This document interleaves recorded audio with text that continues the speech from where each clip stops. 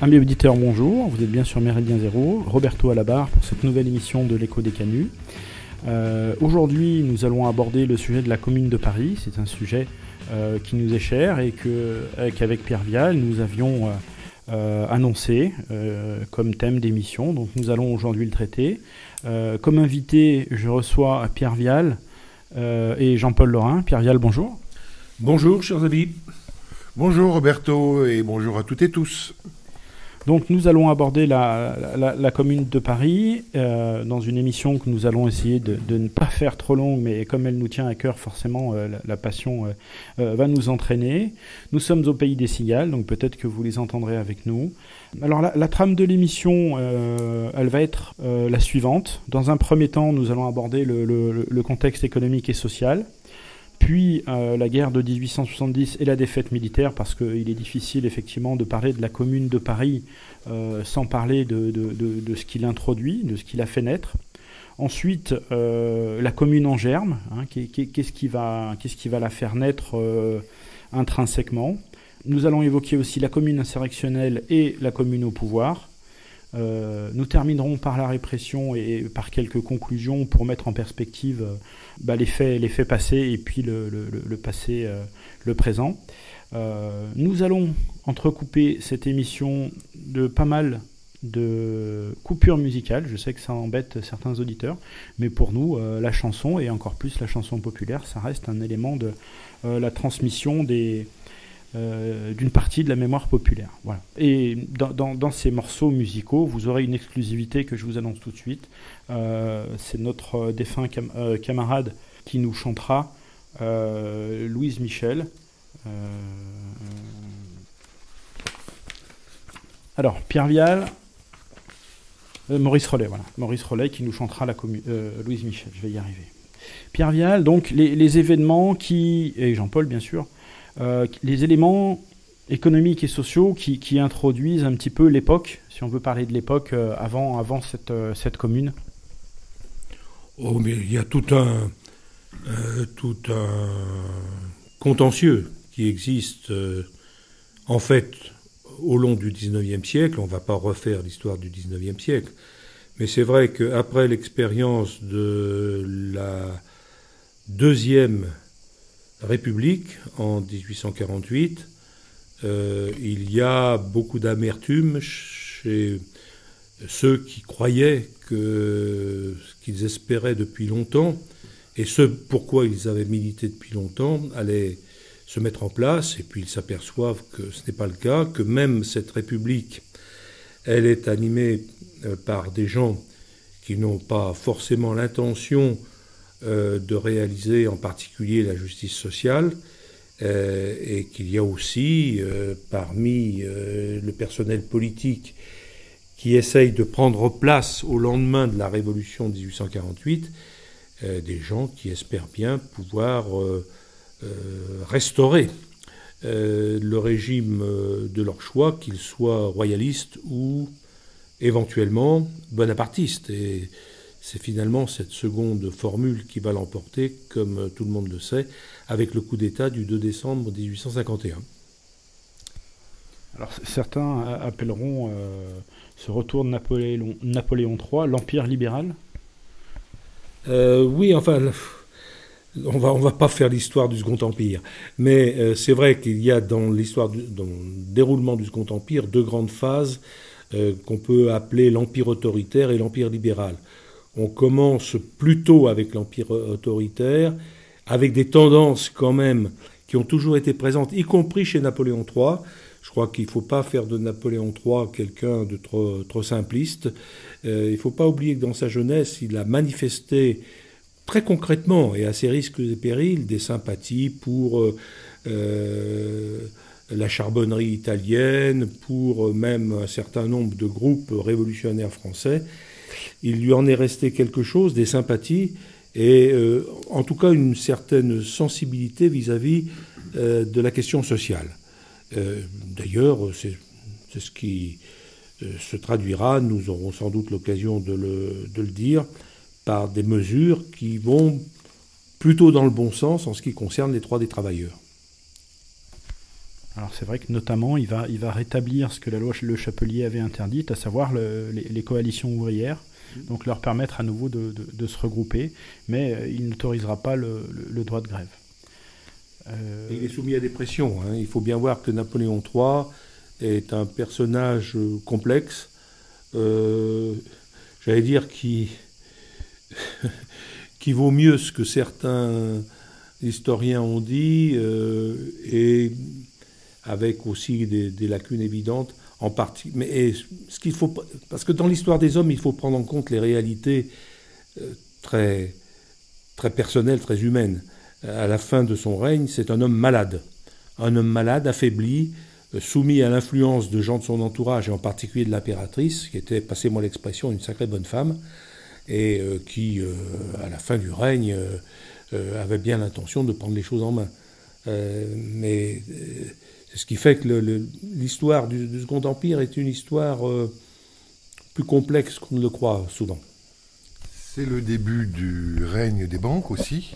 Les banques commencent à prendre un certain pouvoir. Elles avaient commencé avec Louis-Philippe. Elles avaient commencé avec Louis-Philippe, tout à fait.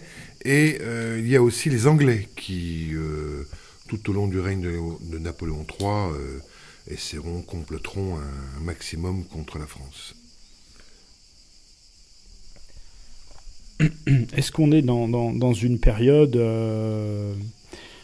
comment dire, de paupérisme et de souffrance ouvrière? Est-ce qu'on peut dire que le retour de cet empire libéral s'accompagne à nouveau ou continue à être une période de souffrance populaire? Bien entendu, les conditions de vie des travailleurs restent très difficiles. Il faut reconnaître qu'il y a quelques améliorations qui sont relativement à la marge parfois, mais il y a aussi la naissance, ne l'oublions pas, à l'échelle internationale, de groupes de pression, et en particulier de ce qu'on appelle l'international, dont il ne faut pas d'ailleurs surévaluer l'influence, mais qui existe malgré tout, et qui est un point de repère pour un certain nombre de Français, soit qu'ils soient adhérents de l'international, et on en retrouvera au sein de la commune, certains, soit qui, à l'étranger, essayent de créer des réseaux de solidarité, dont on s'apercevra d'ailleurs, là encore au moment de la commune, que leur efficacité est très relative. Et puis, il y a en arrière-plan de tout ça, quelqu'un qui s'appelle Karl Marx, et qui entend bien profiter des événements, y compris avec la commune, pour essayer de supplanter auprès des travailleurs français l'influence de gens qu'il considère comme des rivaux directs et des gens à l'égard desquels il a une véritable haine, que ce soit des gens comme Proudhon, comme Blanqui, comme d'autres. Il ne le cache pas d'ailleurs. Donc parallèle, 1862 à Londres, je crois, la première réunion des marxistes. Pour situer dans le temps, la commune c'est 1870. Attention, l'international, ce n'est pas uniquement des marxistes. Il y a au sein de l'international des gens qui ne sont pas marxistes du tout. Ensuite, au fil du temps, on a pris l'habitude, mais c'est une erreur de perspective, de croire que dès le début, l'international était marxiste. Ce n'était absolument pas le cas. Elle était socialiste, bien entendu, mais il y avait des marxistes en son sein, bien entendu, mais il y avait bien d'autres gens.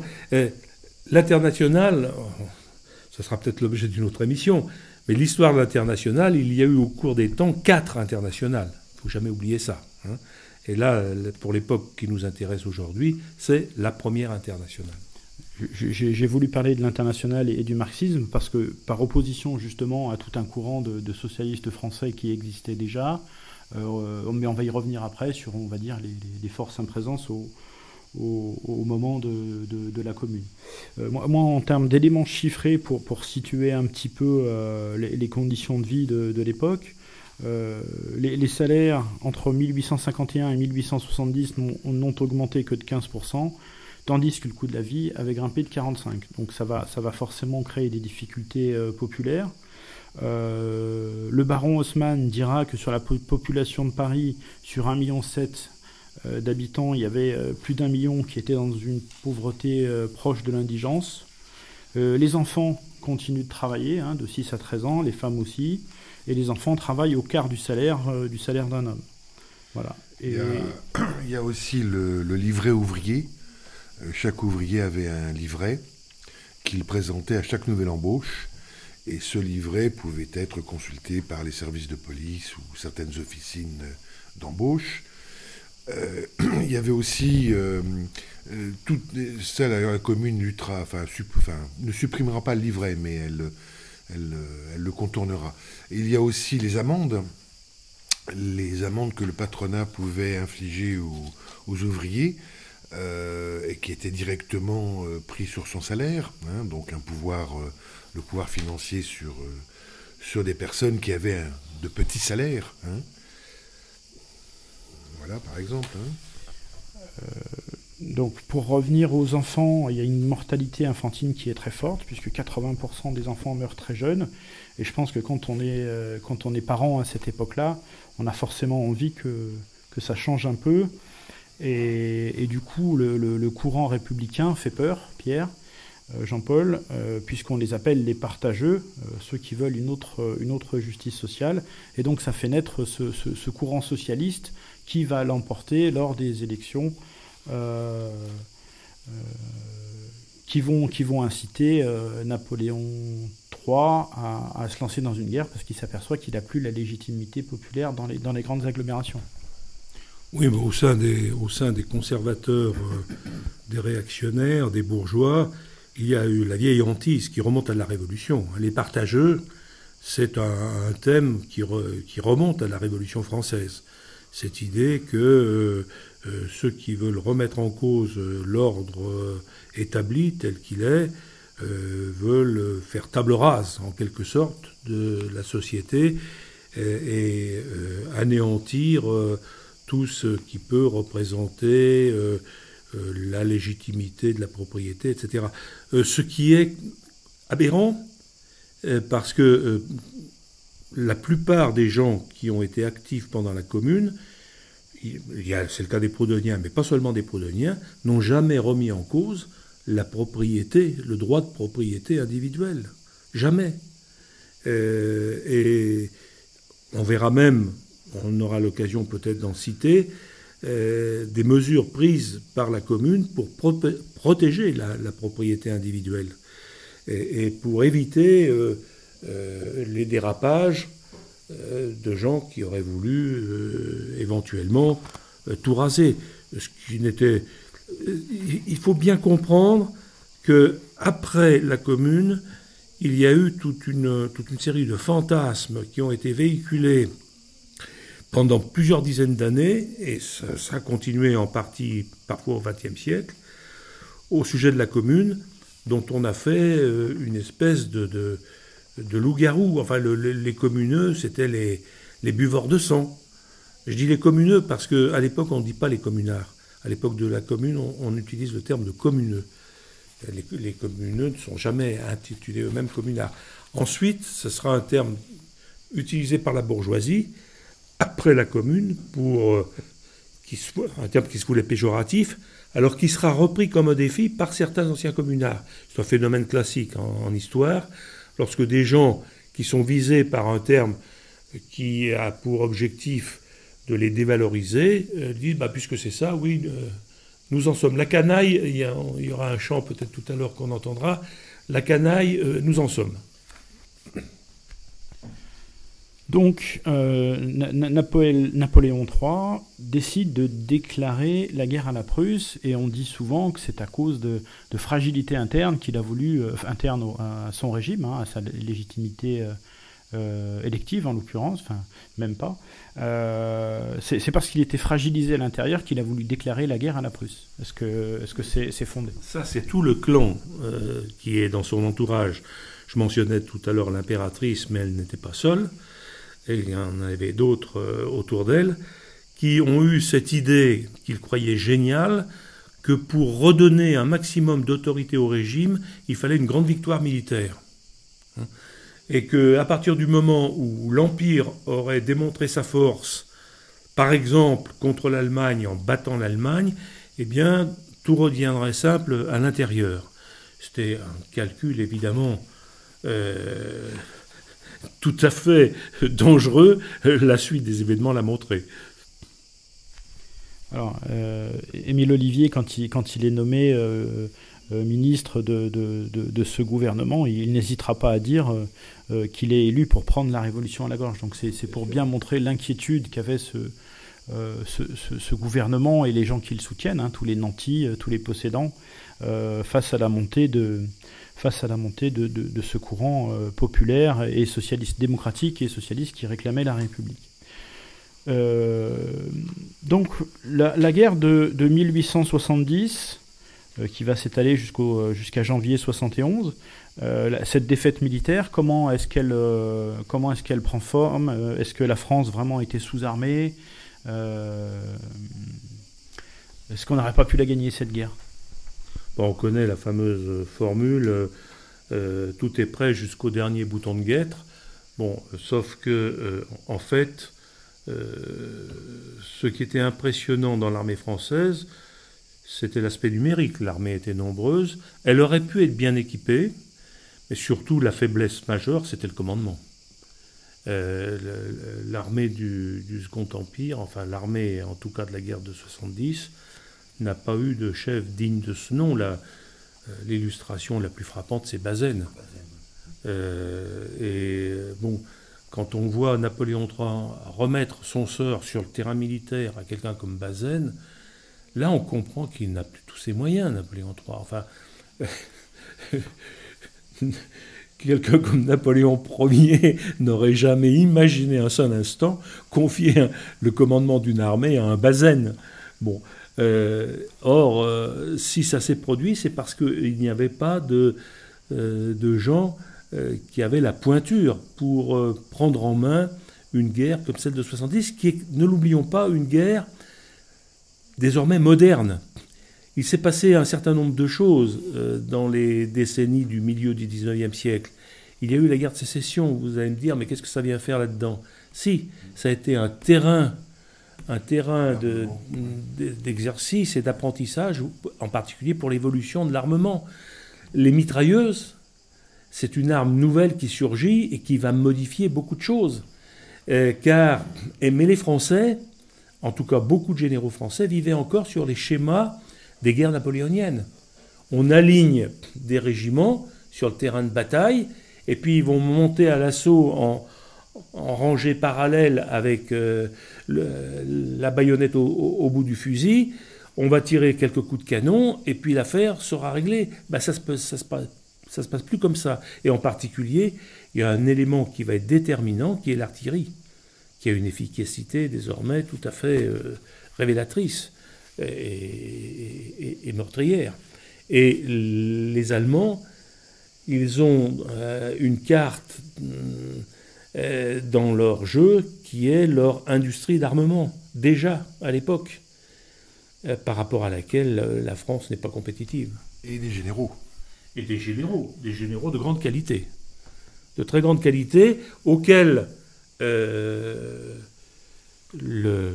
pas encore l'empereur, il n'est pas encore d'Allemagne, il le sera à l'issue de tout ça, mais le roi de Prusse a l'intelligence de laisser une assez large marge de manœuvre, parce qu'il sait que ce sont des gens de grande valeur, et ils l'ont démontré. Et les armées françaises ont été...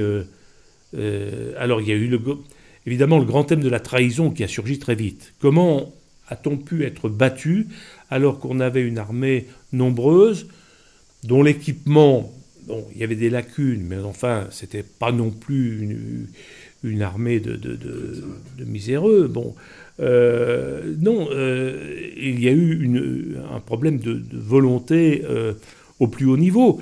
La reddition de Metz est révélatrice. Et on en reparlera sûrement en parlant de Rossel. Ça a été pour lui le déclic, quoi. Quand il a vu l'attitude du haut commandement qui n'a pas lancé d'offensive. Qui n'a pas lancé d'offensive. Ah non. C'est-à-dire que ça a été une reddition nette, claire, précise. Donc, par ailleurs, il y a eu des actes de grand courage effectués par certaines unités du côté français, mais ça ne pouvait pas suffire pour compenser l'impéritie de la direction de l'armée. Dans toute armée, la valeur des cadres intermédiaires, c'est quelque chose de très important, mais si cette armée n'est pas commandée, ça ne sert à rien. Ça ne sert à rien d'avoir des unités de qualité, des officiers, voire des sous-officiers de qualité, si au sommet, il n'y a pas la volonté, l'énergie nécessaire pour conduire la guerre. Or, c'est ça la question, la guerre n'a pas été conduite. Au départ, Napoléon III semblait vouloir prétendre le faire. Très vite, il est apparu qu'il en était incapable. Il faut quand même bien voir que le jour de la reddition à Sedan, il était sur son lit, incapable de bouger, à cause de la maladie. Donc, un chef de guerre qui ne peut plus mettre le pied par terre, il y a un problème. Donc, déclaration de guerre le 19 juillet. Je vais insister sur la chronologie des événements pour essayer de mettre en perspective certains faits. Le 8 août 1970, Paris est menacé, enfin se sent menacé, et on redistribue des armes à la garde nationale. Alors, qu'est-ce que c'est que cette garde nationale, Pierre ? Est-ce qu'elle est fiable ? C'est une vieille institution, la garde nationale. Hein. Ça aussi, c'est un héritage de la Révolution, d'une certaine façon. C'est l'idée selon laquelle les citoyens doivent s'armer pour défendre la patrie menacée. C'est pas vraiment la levée en masse, mais ça peut y ressembler quand même d'une certaine façon. Donc, pour ce qui est de Paris, puisque c'est Paris qui va être très largement concerné, c'est l'idée d'armer les Parisiens, en principe sur la base du volontariat, mais avec quand même quelque chose qui est important, c'est que ces gardes nationaux seront rétribués 1,50 franc par jour. 1,50 franc par jour, à l'époque, ça permet d'acheter du pain. Et on va sans doute en reparler, mais la capitale va se retrouver dans une telle situation que le fait de pouvoir acheter du pain, si on en trouve, parce qu'on verra qu'il va y avoir quand même quasiment la famine qui va régner, mais c'est, disons, une espèce d'assurance minimale pour un garde national que d'avoir cette garantie de recevoir un peu d'argent tous les jours pour faire vivre sa famille s'il en a. Ceci étant, ça va conduire à un recrutement extrêmement hétérogène. On va très vite s'apercevoir, d'ailleurs j'anticipe un peu peut-être sur les événements, mais qu'en fait à Paris, il y aura deux types de bataillons. Ils sont organisés en bataillons, les gardes nationaux. Avec une idée à la base qui évidemment est très caractéristique de la grande illusion socialiste des gens de la commune, d'élire les sous-officiers, les officiers et les chefs d'unité. Bon, comme si l'élection pouvait faire que ça peut être sélectionner des gens capables. Il y a un problème de capacité sur le plan militaire. L'élection n'est pas forcément là pour l'assurer. Et ça va déboucher sur le fait que selon les quartiers, ces bataillons de la garde nationale seront très différents. Pour simplifier, il va y avoir les bataillons réactionnaires, on va dire bourgeois pour simplifier, sont les arrondissements de l'ouest de Paris. Et puis les bataillons des quartiers ouvriers, c'est-à-dire les quartiers est et nord de Paris. Et là, évidemment, eux, ils sont acquis à la commune. Mais il y a des différences énormes entre les deux catégories, puisqu'on verra des unités entières de garde nationale refuser d'aller au combat, par exemple. Et on avait à peu près 200 000 gardes nationaux sur Paris, et on verra plus tard la très faible proportion que n'arrivera pas à réunir Sorel, mais je ne mange pas l'information pour la laisser à sa place. Auguste Blanqui est un de ceux qui sont nommés à la tête des bataillons, enfin d'un des bataillons, et il tente un coup d'État le 15 août. Est-ce qu'on a une idée de pourquoi est-ce qu'ils font ça ? Est-ce que c'est pour défier, parce qu'ils n'ont plus confiance déjà dans le... C'est-à-dire que Blanqui... c'est l'exemple même du révolutionnaire, j'allais dire professionnel. Il a vécu toute sa vie pour la Révolution, Blanqui. Il a payé cher, d'ailleurs. Hein. Si on l'a surnommé l'enfermé, c'est pas pour rien. Il a passé 37 ans de sa vie en prison. Je suis pas sûr qu'il y ait beaucoup de militants politiques qui aient le même palmarès. Bien. Mais ceci étant, il reste axé sur la conviction. Il est très marqué par les souvenirs de la Révolution française, Blanqui. Et il reste acquis à l'idée qu'on peut réaliser le coup de force en ayant des hommes aguerris, déterminés, pas forcément très nombreux, mais très soudés.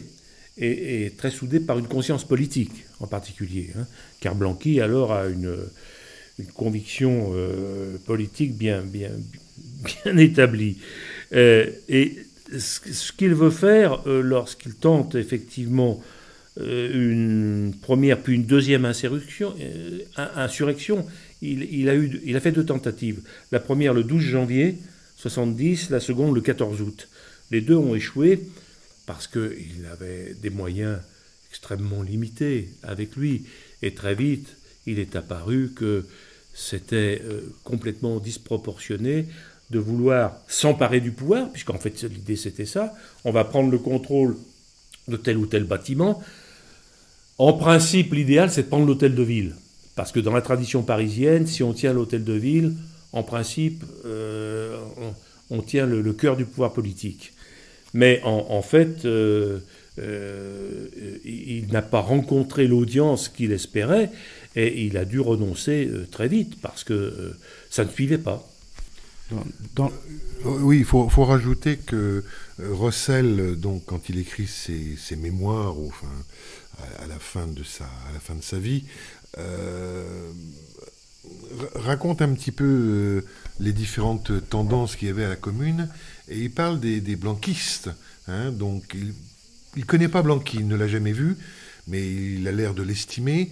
Par contre, il semblerait que les blanquistes soient des hommes beaucoup moins, comment dirais-je,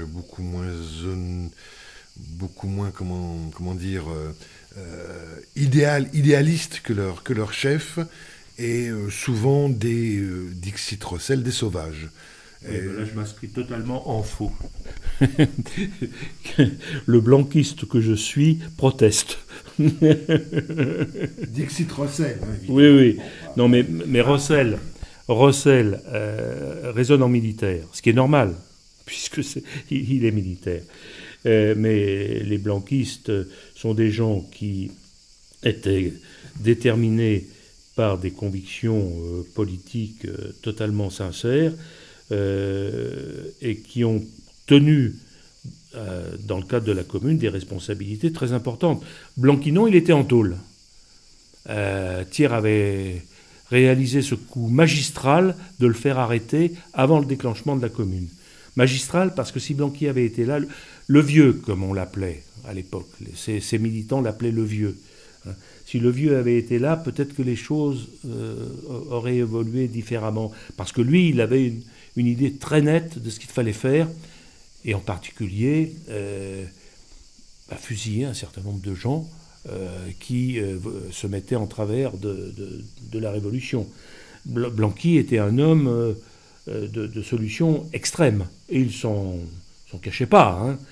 Je citerai simplement 3 noms qui ont joué un grand rôle dans la commune. C'est Eugène Proto, qui a été délégué à la justice, il était avocat, il a été blessé sur les barricades à la fin d'ailleurs, donc c'était des gens qui ne se contentaient pas d'occuper un fauteuil dans un ministère. Hein. Quand les choses sont devenues décisives dans les derniers jours de la commune, tous ces gens-là ont pris un fusil et, ministres ou pas ministres, sont allés faire le coup de feu. Théophile Ferré, qui était un jeune, il était né en 1846, délégué à la Sûreté Générale, c'était le grand amour de Louise Michel, Ferré. Et c'était un personnage assez étonnant, un clerc d'avoué. Puis Raoul Rigaud, dont on a prononcé le nom tout à l'heure, dont le père avait été sous-préfet sous la Deuxième République, et qui a pris la préfecture de police. Lui, il a été abattu par les Versaillais le 24 mai. Donc, ce sont des gens qui ont joué un rôle moteur. Je cite ces 3 noms, mais il y en aurait beaucoup d'autres. Moi, je confirme un petit peu ce que dit Pierre, parce que quand on lit La Patrie en danger, qui était le journal de Blanqui, on s'aperçoit qu'ils ont des positions effectivement très claires sur la manière d'organiser la défense, sur la manière d'armer les Parisiens, sur la manière de conduire des offensives, et qu'effectivement ces gens-là faisaient peur aux bourgeois, et peut-être que effectivement la rumeur, la réputation qu'on leur a construite, c'était des gens effectivement dangereux pour le pouvoir en place. Ça c'est une certitude. L'expression n'existait pas à l'époque, mais si on veut résumer, j'allais dire le programme et l'idéologie blanquiste, c'est l'action directe. Donc, le 1er septembre, Sedan, donc... J'ai peut-être surpris des auditeurs en disant que j'étais blanquiste, mais c'était une boutade, encore que. Ouais, encore que, quand on lit son livre, il y a vraiment des choses très intéressantes, et moi je vais essayer de les mettre en perspective, La Patrie en danger, je vais essayer de les mettre en perspective pendant l'émission.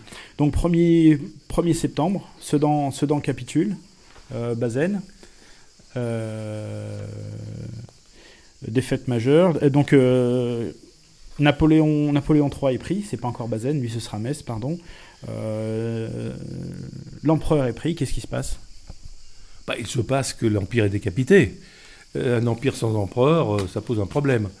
Et c'est l'occasion rêvée pour les républicains, qu'ils attendent depuis longtemps, qui est de prendre le pouvoir, parce qu'il y a une vacance du pouvoir, très clairement. C'est le problème de toute monarchie.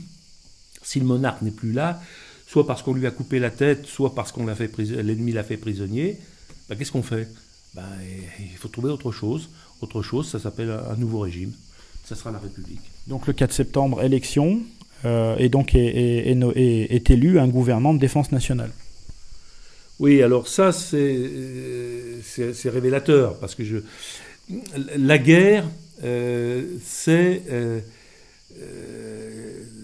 l'élément numéro 1 de toute décision politique qui peut se prendre dans ces jours-là. Il faut faire face à l'invasion. Qu'est-ce qu'on fait vis-à-vis des Allemands qui arrivent de tous les côtés ? Forcément, il va y avoir dans un premier temps sans doute l'armistice à demander, parce qu'il n'y a pas tellement d'autres possibilités. Le gouvernement de la France, qu'est-ce qu'il devient ? Si Paris est pris, qu'est-ce qui se passe ? Donc il va falloir envisager autre chose. Ça va être Bordeaux, avant que ce soit ensuite Versailles. Voilà. Mais on retrouvera ça à d'autres époques, hein. Mais c'est très important symboliquement, parce que les ennemis de la Commune le veuillent ou pas, Paris, c'est la tête de la France. Je ne suis pas jacobin, et j'ai même une franche hostilité à l'égard du jacobinisme, mais ça c'est la tradition jacobine qui a marqué profondément la France et pour longtemps, à savoir qu'il est difficile d'imaginer que la tête politique de la France soit ailleurs qu'à Paris. C'est certainement regrettable, d'une certaine façon, mais c'est ainsi. En tout cas, dans les esprits, ça fonctionne comme ça. Donc ce gouvernement de défense nationale, il a pour mission de continuer la guerre, puisque Napoléon III a refusé de capituler, et donc c'est à lui d'organiser les choses, mais qui compose ce gouvernement de défense nationale ? Il n'a pas le beau rôle, hein, le gouvernement de défense nationale. Il se retrouve dans la situation qu'on connaîtra en France à d'autres époques, de devoir gérer la défaite. Et c'est jamais ni facile ni agréable. Et il faut donc savoir qu'en pensent les Français. Il y a un plébiscite qui est organisé le 3 novembre, et pour savoir si les Français sont d'accord pour qu'il y ait un gouvernement national, un gouvernement de défense nationale, c'est-à-dire un gouvernement qui essaye de sauver ce qui peut l'être. Éventuellement de continuer la guerre si on en a les moyens. Les résultats sont quand même significatifs. 321 000 oui contre 52 000 non pour ce plébiscite. C'est très peu, il y a une très faible participation, mais la disproportion entre les oui et les non est quand même révélatrice. Ça veut dire qu'il y a manifestement dans l'opinion l'idée qu'il faut, pour essayer de sauver les meubles, si vous me passez l'expression, un gouvernement de défense nationale, et qui doit procéder à des élections pour que les choses soient quand même légitimes. Les élections des 5 et 7 novembre concernent en particulier les maires d'arrondissement et le 7 les adjoints. Et pour Paris, en tout cas, ça donne des résultats assez significatifs, puisque ce sont très majoritairement à Paris des gens qui sont élus dans les arrondissements, des gens qui sont des révolutionnaires. Soit ce sont des jacobins, comme Delécluze, on le retrouvera plus tard, lui il est élu dans le 19e, soit c'est le blanquiste Rouvier qui est élu dans le 20e. Le 20e, c'est un département solide. Clémenceau dans le 18e. Eh oui, Clémenceau, il est là. Il est maire de Montmartre. Et il est élu sous étiquette sous l'étiquette, on va dire radicale, pour simplifier. Hein. On ne dit pas encore à l'époque radical socialiste, mais il ne veut pas apparaître comme membre de la frange la plus dure du courant républicain, mais en même temps, il est quand même très franchement républicain. Il a 2 adjoints qui sont blanquistes.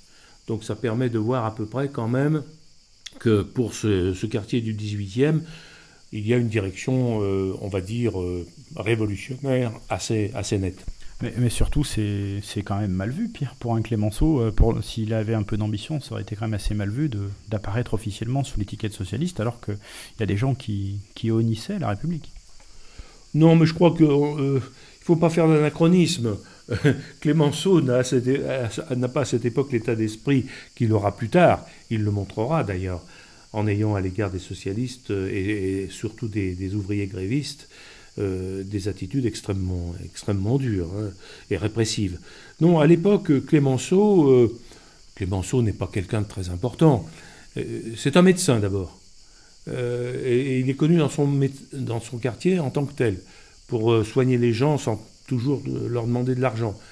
C'est ce que faisait notre ami Maurice Rollet à Marseille, lorsqu'il était médecin à Marseille, médecin des pauvres. Mais c'est ce qui explique la popularité de Clémenceau. Clémenceau, à l'époque, est très sincèrement, j'allais dire, du côté du peuple, pour utiliser une formule peut-être un peu image d'Épinal, mais enfin, qui correspond quand même à quelque chose. Est-ce qu'on peut dire, avant une première pause musicale, est-ce qu'on peut dire qu'effectivement, à ce moment-là, quand on a le gouvernement de défense nationale, on a l'opposition entre les socialistes, ceux qui veulent la République, et puis forcément les conservateurs, ceux qui veulent l'Empire et ceux qui veulent restaurer la monarchie, qui s'affrontent en sous-jacent de ce gouvernement de garde nationale. Oui, alors attention, il n'y a pas que les socialistes qui veulent la République. Alors, qui a-t-il donc le camp républicain est très composite. Il n'est pas du tout homogène. Et il va, disons, de ceux qui sont des républicains modérés, faute de oui, qui ne veulent pas de révolution sanglante en particulier, qui sont des bourgeois, mais des bourgeois réformateurs, qui sont d'accord pour faire évoluer les choses, mais dans la légalité, dans le respect des institutions. Lentement, voilà, oui, c'est tout à fait ça. Et puis, ensuite, il y a toute la gamme de ceux qui ont des positions plus dures qu'eux, mais il y a tout un éventail, où on retrouve, j'allais dire, de tout presque, des proudhoniens, des blanquistes, des gens de l'Internationale. Donc, par exemple, entre le socialisme proudhonien et le socialisme des gens de l'Internationale, il y a d'énormes différences. Bon. Il n'empêche qu'ils sont d'accord pour réclamer la République. Pourquoi ? Pour une raison extrêmement simple. C'est qu'ils se disent, dans ce cadre-là, on pourra faire avancer nos idées. Chacun à sa façon. Chacun est convaincu qu'il y arrivera mieux que le concurrent. Parce qu'ils sont par ailleurs concurrents, tous ces gens entre eux.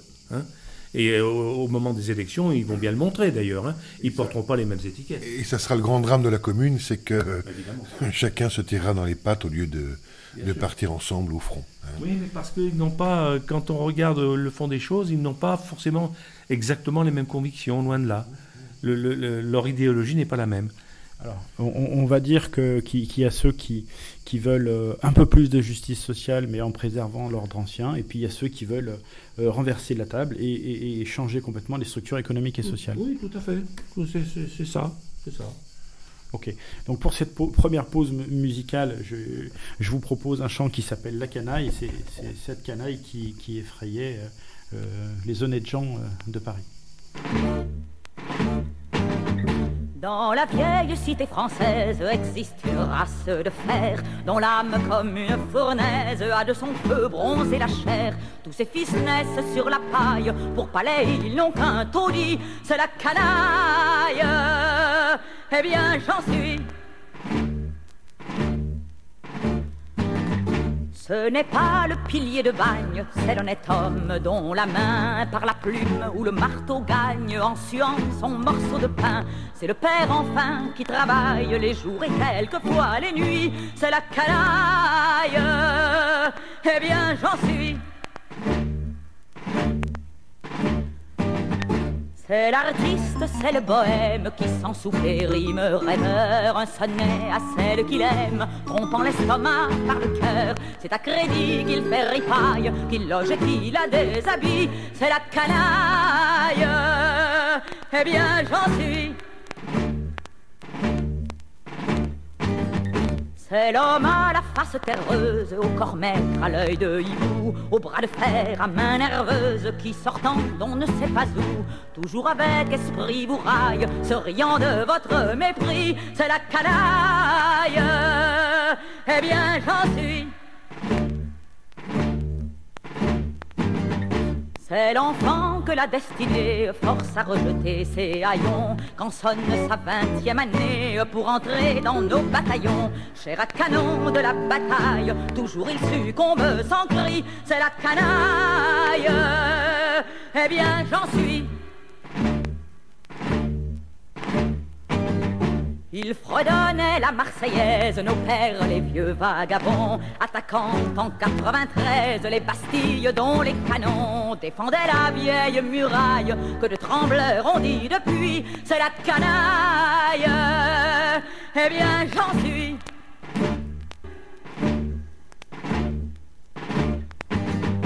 Enfin c'est une armée immense, vêtue en haillons, en sabots, mais qu'aujourd'hui la vieille France les appelle sous ses drapeaux. On les verra dans la mitraille, ils feront dire aux ennemis, c'est la canaille. Eh bien j'en suis. Amis auditeurs, nous voici de retour après cette première pause musicale. Pierre, tu voulais évoquer un petit peu cette canaille, ce peuple parisien. Est-ce que vraiment ils sont aussi affreux que... Est-ce qu'ils étaient aussi effrayants que ça pour le bon bourgeois parisien ? Comme disait Thiers, ces Parisiens intempestivement patriotes. J'aime beaucoup la formule, intempestivement patriotes. Ah oui, c'était des gêneurs, ces gens qui ne voulaient pas accepter que la patrie soit vaincue. Mais il y a un facteur qui compte beaucoup, auquel on ne pense pas toujours, c'est le facteur démographique. En effet, il faut savoir qu'à l'époque, Paris compte 1 850 000 habitants, ce qui veut dire qu'en 20 ans, il y a eu plus de 650 000 nouveaux Parisiens. Ça, c'est fondamental. L'accroissement spectaculaire de Paris. Sur ces 1 850 000 habitants, on peut compter à la louche, parce que les statistiques sont relatives, mais on va dire à peu près 900 000 ouvriers. Ça, c'est une concentration ouvrière exceptionnelle pour l'époque. Il n'y a pas l'équivalent nulle part en France, dans une ville. Alors, pour comprendre ce qu'est devenu Paris, il faut rappeler qu'en 1859, il y a eu l'annexion de 12 communes situées entre le mur d'octroi et la ligne des fortifications. Alors, ces communes, c'était Montmartre, qui n'appartenait pas à Paris avant 1859. C'était des communes limitrophes. Montmartre, Belleville, Auteuil, Bercy, enfin je ne vais pas toutes les énumérer. Hein. Mais c'est ce qui fait que la superficie de Paris en tant que ville, est passée de 3400 à 8400 hectares. Ce qui veut dire qu'il a fallu créer 8 nouveaux arrondissements par rapport à ceux qui existaient. Et c'est à ce moment-là qu'on est arrivé aux 20 arrondissements qu'on a pendant la Commune et qu'on a encore aujourd'hui d'ailleurs. Hein. Mais c'est un phénomène qui s'est produit, qui est tout frais par rapport à la Commune, quelques années auparavant. Et ça ça peut expliquer quand même aussi un certain nombre de choses. Le fait que ces nouveaux arrondissements viennent grossir considérablement la population officiellement parisienne. Bien sûr, avant, entre les faubourgs et Paris, il y avait des contacts quotidiens, mais ça n'était pas Paris. Désormais, Paris a 20 arrondissements, ce qui veut dire 20 maires. Ah, ça compte, parce que dans la commune, les maires, ils vont peser lourd, hein, et tout ce qui va avec, je veux dire, les équipes autour du maire, etc. Et pour les élections, c'est important aussi, ça. Donc je crois qu'il faut avoir ça en tête, la dimension que prend Paris, en quelque sorte.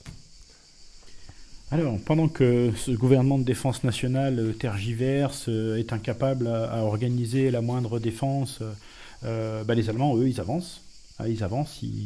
Ils enchaînent victoire sur victoire. Le 19 septembre, Paris est assiégé. C'est quand même... ça va fortement peser, je pense, sur la suite des événements, puisqu'on a une population parisienne qui veut la guerre. Le 28 septembre, Strasbourg qui capitule. Orléans est occupé le 11 octobre. Et je crois que le moment décisif, c'est la capitulation de Bazaine à Metz le 27 octobre. Oui, alors Paris va souffrir. Paris souffre du siège. Et ça, ce n'est pas de la mauvaise littérature. Il y a une véritable disette qui règne dans Paris à partir d'octobre 1870. Et à partir de janvier 71, c'est plus la disette, c'est la famine. Il y a des choses qui sont assez connues parce que très spectaculaires. Le rationnement du pain, c'est symbolique pour le peuple. Parce que le pain, c'est la nourriture, disons, de base. Donc rationnement d'abord en quantité, en qualité. La qualité dégringole, on se met à faire du pain qui est tout sauf du pain. Il n'y a plus de viande. Les 2/3 des chevaux sont abattus en 4 mois dans Paris. Bon, mais ça a toutes les conséquences qu'on peut imaginer pour tirer les carrioles de transport, les choses comme ça. Bon. Et puis, une fois qu'on a mangé les chevaux, il va falloir manger tout le reste. On va jusqu'à manger les 2 malheureux éléphants qui étaient au jardin des plantes et au jardin d'acclimatation. Bon, on en vient là. Et les beefsteaks d'éléphants se vendent à prix d'heure. Bon. On mange les chiens, les chats, puis quand il n'y a plus de chiens et plus de chats, on mange les rats. Et on vend des rats sur les marchés de Paris. Et les gens se battent pour acheter des rats. Donc, en plus, l'hiver est rude et précoce. Donc, on voit à peu près tout ce que ça peut déclencher. En décembre 1870, il y a 477 000 indigents dans Paris. Indigents, des gens qui n'ont rien. Donc, les mairies dont on parlait à l'instant vont organiser des soupes populaires. La mairie du 18e sert 25 000 soupes populaires par jour. Bon. Parce que sinon, les gens crèvent de faim. Et la garde nationale dont on parlait tout à l'heure, avec pour chaque garde son franc 50 par jour, ça permet de faire vivre entre 600 000 et 900 000 personnes. S'il n'y avait pas ça, ils n'auraient rien à manger. Donc, ça donne une idée, si vous voulez, de la situation très concrète. Et d'où l'exaspération qui monte. Parce que il faut toujours prendre en compte quand même les conditions matérielles. Quand les gens n'ont plus rien à manger, ont froid, voient des gosses mourir, on va dire que ça les énerve, pour utiliser un mot faible. Hein. Ils sont prêts à tout. Et les Parisiens auront encore une chanson pour expliquer ce moment de l'histoire. Paris vendu pour un beefsteak. Alors on la mettra en lien de téléchargement parce qu'on ne peut pas vous mettre des morceaux toutes les 3 minutes, mais pour bien montrer quand même que il y a eu une période assez difficile et certains... on y reviendra, mais certains diront qu'il y a eu beaucoup de stocks dissimulés et pour inciter à la capitulation, mais je ne vais pas aller trop vite. Donc, tu disais, cette famine, ça influe sur le moral des personnes, et le 3 novembre, ce fameux plébiscite que tu évoquais tout à l'heure, ils rendent le pouvoir à la réaction, en fait. Hein. Ils disent, bon, ce gouvernement parisien nous a rien emmené, on rend le pouvoir à la réaction. C'est l'élément essentiel dans tout ça, c'est que Paris va plus en plus s'affirmer comme, je crois qu'il faut utiliser le mot, coupé du reste de la France. Il va y avoir là deux sensibilités qui s'opposent. D'abord, dans les provinces, moi je n'aime pas dire la province, je laisse ça aux Parisiens, dans les provinces, les gens, ne sont pas au courant de ce qui se passe. Au fin fond des campagnes, on ne sait pas. On entend vaguement dire qu'il y a la guerre, que ça ne se passe pas bien, mais enfin bon, au fin fond du Limousin, il n'y a pas de famine. Hein. On comprend mal dans les campagnes ce qui peut, quand on a quelques échos de ce qui est en train de se produire, de se développer à Paris, on ne comprend pas. Qu'est-ce qu'ils veulent, ces Parisiens? Ils sont fous. Bon, la guerre est perdue, elle est perdue. On ne va pas continuer indéfiniment à prétendre résister. Résister avec quoi? Résister avec qui? Les gens veulent la paix. La paix. Et, l'immense majorité de la population française, et les conservateurs vont jouer à fond là-dessus. En disant, vous voyez, nous, qui sommes des gens raisonnables, on va faire en sorte de rétablir les choses dans la normale, dans l'ordre et la paix. Et ça plaît bien à l'immense majorité des électeurs qui sont des ruraux. C'est un des paradoxes de cet épisode de la Commune de Paris, c'est que les Parisiens ne veulent pas abandonner ni l'Alsace ni la Lorraine, et encore moins payer les 5 milliards d'indemnités, alors que le reste de la province s'en fiche complètement. Disons que c'est toujours l'éternelle question à toutes les époques, hein, l'égoïsme fondamental des gens. Hein. C'est pas moi qui suis concerné, ni ma famille, ni mes voisins, ni mes proches. Ça se passe loin de chez nous, tout ça. Bon, c'est peut-être bien malheureux pour les gens que ça concerne, mais nous, on n'est pas concernés.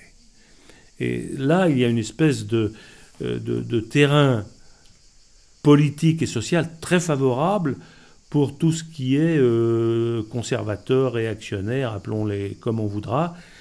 Tous ceux qui disent c'est par un retour à un ordre, et peut-être un ordre ancien, qu'on va pouvoir remettre les choses en place. Donc, en fait, c'est le calcul des monarchistes. Les bonapartistes, ils n'ont pas beaucoup la cote, parce que, l'image de l'Empire, quand même, en a pris un coup. Ils vont reprendre du poil de la bête, mais pas tout de suite. Mais par contre, les royalistes, alors, sachant qu'il y a évidemment l'éternelle question des royalistes, orléanistes, légitimistes. Enfin, pour le moment, ils sont tous d'accord entre eux pour dire on ne veut pas de la République. Alors, cette période, cette succession de défaites, le siège de Paris et Paris affamé, aboutit à la signature d'une armistice le 28 janvier 71. Sauf que personne ne veut prendre la responsabilité de signer la cession de l'Alsace et de la Lorraine. Donc les conditions qui sont mises par ceux qui ont négocié ce traité, c'est qu'il soit validé par une représentation nationale. Et là, on va dire que les divisions entre ce qui deviendra la Commune de Paris et le gouvernement de Bordeaux, puisque je pense qu'il est encore à Bordeaux à cette époque. Oui, il reviendra sur Versailles plus tard. On va élire une nouvelle représentation nationale pour signer ce traité de paix. C'est ça? L'élément déterminant, ça a été le 6 février. Gambetta, qui était ministre de l'Intérieur et ministre de la Guerre, démissionne le 6 février. Bon. Quel que soit par ailleurs ce qu'on peut penser de Gambetta, c'était quelqu'un qui avait une certaine personnalité.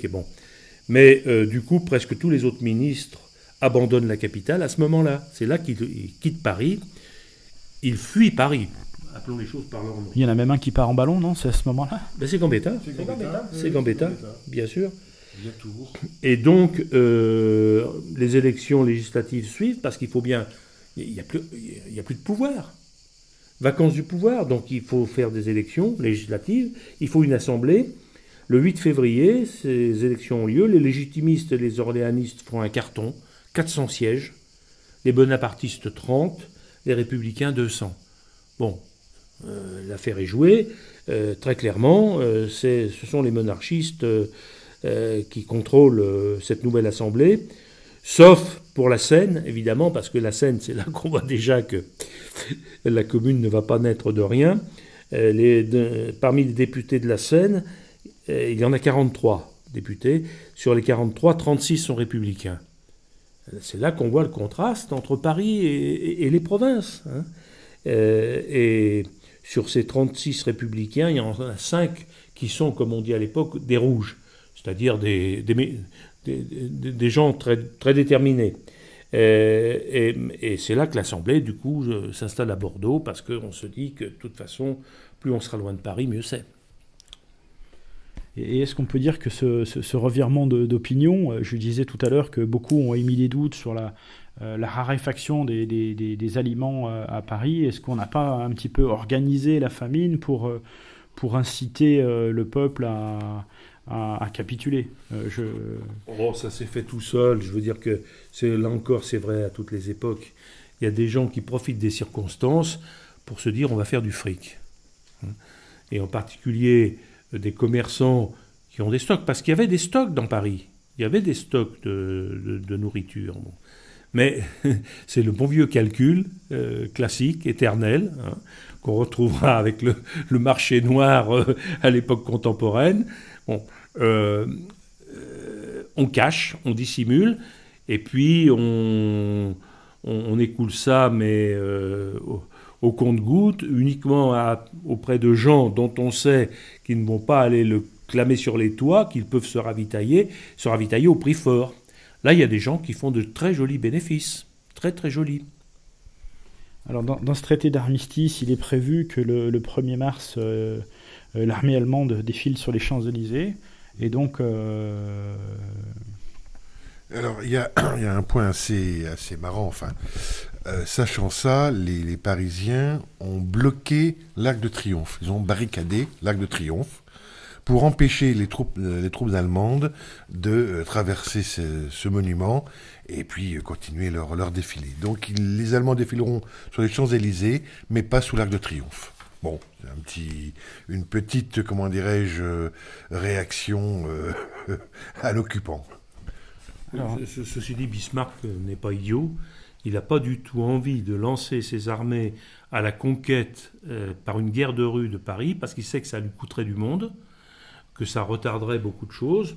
Donc il préfère accepter une certaine conciliation, j'allais dire laisser Paris aux Parisiens, ce qui est une mesure politiquement intelligente.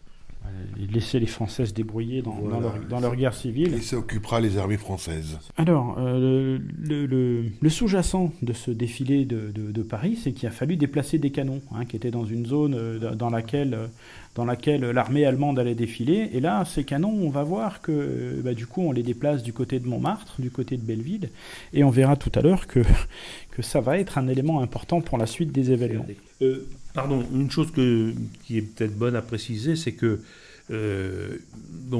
tous les gens qui pouvaient apparaître comme des responsables politiques ayant quitté Paris, qu'est-ce qui se passe à Paris? Où est le pouvoir? Le pouvoir, il est aux mains de la garde nationale. Donc ça, c'est très important, parce qu'on en parlait tout à l'heure de la garde nationale, ça lui donne un poids politique déterminant, et en particulier à son comité central. Parce qu'à la tête de la garde nationale, il y a un comité central qui va se prendre pour le gouvernement, en fait. Alors, il faut aussi préciser que quittent Paris les fonctionnaires... Sur ordre de tiers. Sur ordre de tiers.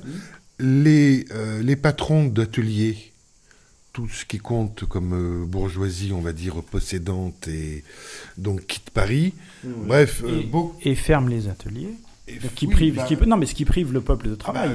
Par force, la direction n'étant plus là, c'est comme pour le gouvernement, il n'y a plus d'activité. Ça va mieux en le disant. Ça veut dire que le peuple de Paris se retrouve sans ressources. Et avec un taux de chômage très très important à ce moment-là. Mais on en reparlera. Mais les artisans, eux, ne quittent pas Paris. Il ne faut pas confondre les employeurs et les gens qui font tourner la machine. Les patrons d'ateliers. On appelle à l'époque les ateliers, les entreprises. Oui, les chefs d'entreprise. Les chefs d'entreprise, voilà. Mais... les gens qui font tourner la boutique. Oui, bien sûr. Alors, ça ne vous a pas échappé, on est rentré dans le mois de mars, et le mois de mars, ça va être le moment décisif dans le début de l'incendie, pour l'appeler comme ça. Alors, moi, ce gouvernement nouvellement réélu à Bordeaux va mettre en place certaines provocations. Quelles sont-elles, Pierre, ces provocations ? L'affaire des canons en est une, très clairement, puisque les Parisiens étaient très contents d'avoir des canons. Ils avaient quand même 400 canons, et que je ne dise pas de bêtises, plusieurs dizaines de mitrailleuses, je n'ai pas noté le chiffre exact. En sachant que ces canons avaient été payés par les Parisiens pour moitié, par souscription. Les gens avaient donné de l'argent pour acheter des canons. Donc c'était leur canon. Ils ne voulaient pas rendre leur canon. Bon.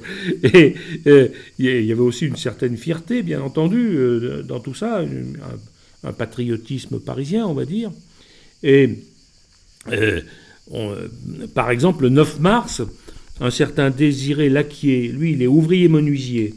Il est membre du comité de la garde nationale à Montmartre. Il écrit à sa sœur: « Si l'on cherche à nous enlever ce que nous possédons, il parle des canons, nous brûlerons plutôt Paris que de nous laisser vaincre par des bandits. » Donc, c'est un état d'esprit significatif, comme ça veut dire qu'il y a un certain nombre de gens dans Paris qui d'ores et déjà sont prêts à tout, y compris à brûler Paris. Alors, Blanqui résumera bien la situation qui est en train de se jouer là en disant qui a du fer a du pain. En gros, qui est armé et capable de défendre son beefsteak. Et là, donc, cette Assemblée nationale, elle décide effectivement de reprendre les canons à la garde nationale en disant, en leur retirant les moyens de se défendre, peut-être que on pourra en reprendre la main. Elle décide aussi, cette Assemblée nationale, de supprimer la solde des gardes nationaux. Oui. Donc là, une provocation énorme. Oui, évidemment, parce que, comme on l'a dit tout à l'heure, cette solde permettait à beaucoup de gens de survivre, tout simplement. Ça n'était pas franchement un luxe, mais c'est une façon effectivement de... Si on voulait rendre enragés les membres de la garde nationale, c'était idéal. Le colonel Langlois de la garde nationale, lorsqu'il apprend le projet d'enlever les canons, puis toutes les mesures pour priver la garde nationale du salaire, déclare: « Vous allez donner le signal de la guerre civile. » Et il était bon prophète. C'est effectivement l'affaire du 18 mars qui déclenche la guerre civile. Je crois qu'il y a une chose qui est évidente, c'est que le pouvoir thierryste, puisque c'est déjà lui qui est à la manœuvre, veut apparaître, ne veut pas apparaître comme l'agresseur. Donc ils mettent en place des mesures qui vont être provocatrices et auxquelles le peuple est censé ne pas répondre. Et autre élément de provocation, c'est que ce gouvernement de Bordeaux va lever aussi le moratoire sur les paiements des loyers en retard. Oui. Et ça, Jean-Paul, je crois que c'est un élément aussi important de... Non, mais ça fait partie des mesures qui sont on serait tenté de dire symboliques, mais c'est beaucoup plus que symbolique. Ça a des conséquences matérielles tout à fait importantes, parce que y a des gens... Il faut bien voir que la vie économique est paralysée à Paris. Il n'y a plus d'activité. Bon. Donc il n'y a plus de sous, il n'y a plus d'argent. Et les braves gens qui ont un loyer à payer, qu'ils payent d'ailleurs déjà habituellement plutôt mal que bien, parce qu'ils tirent le diable par la queue, là ils ne peuvent plus du tout, donc ils ne payent plus. Alors qu'est-ce qu'on fait ? On les expulse ? On les met à la rue ? Certains Versaillais verraient ça d'un très bon œil. Évidemment, si on veut faire monter d'un cran supérieur la colère populaire, il n'y a pas mieux. Imaginons ce que ça peut être, que des familles entières, femmes, enfants, vieillards, allez, tout le monde dans la rue. Bon, ça peut déclencher la colère des plus calmes. Ce sera d'ailleurs un décret de la commune cette histoire de loyer. De le bloquer tout de suite après. Ouais. Mais n'anticipons pas trop. Je vous disais, ces tentatives de provocation du 18 mars, il y a un fait que Pierre a évoqué tout à l'heure et qui pour moi est central et enfin, que je pense être quelque chose de central, c'est l'incarcération de Blanqui qui avait quitté Paris. Le 17 mars. Blanqui avait quitté Paris le 17 mars. A été arrêté, pardon. Il avait quitté Paris bien avant, mais il est arrêté le 17 mars. Et pourquoi Pierre, on met en prison ce gars-là alors, juste avant de déclencher une offensive sur Paris? Il faut le mettre en jeu, c'est tout simple. Il est malade, il est en train de se soigner chez sa sœur, et les flics arrivent et l'arrêtent et le mettent en prison. Il faut le mettre hors jeu parce que les Versaillais savent que ce type est dangereux pour eux. Lui, il est capable d'organiser des choses. Lui, il est capable de prendre en main la révolution, ou de faire en tout cas d'une révolte une révolution. Parce qu'il a des principes, parce qu'il a une méthodologie. C'est peut-être ce qui est le plus révélateur, je crois, chez Blanqui, c'est qu'il a une méthodologie révolutionnaire. Il sait ce qu'il faut faire pour prendre le contrôle d'une ville. Alors, jusqu'à présent, tout ce qu'il a essayé de faire, ça a échoué parce qu'il n'avait pas avec lui la masse dont il avait besoin pour réaliser son affaire. Là, maintenant, les conditions sont nouvelles. Il peut trouver à Paris les milliers de gens qui lui permettraient de mettre en place un pouvoir révolutionnaire. Donc, il faut surtout que ça ne soit pas possible. Donc, il faut l'arrêter. Et donc, on décapite un chef important. Bon, bah, finalement, je vais vous passer le chant Paris vendu pour un beefsteak, le temps d'une nouvelle pause. J'entends les fous parler de résistance, de lutte à mort, de patrie et d'honneur. Mon ventre seul exige une vengeance. Sous le nombril, j'ai descendu mon cœur. Libre maintenant de rester patriote et de mourir sous les feux ennemis. Moi, j'aime mieux la sauce aux échalotes. Pour un beefsteak, messieurs, rendons Paris. Moi, j'aime mieux la sauce aux échalotes. Pour un beefsteak, messieurs, rendons Paris. Vive la paix, la France est aux enchères. Demain bourgeois, vous pourrez recoinfrer. Bismarck attend au château de Ferrières que dans Paris, Thiers lui dise d'entrer. Favre griffonne un dernier protocole. Trochu renonce à son plein compris. Allons Bréban, tourne la casserole. Pour un beefsteak, on va rendre Paris.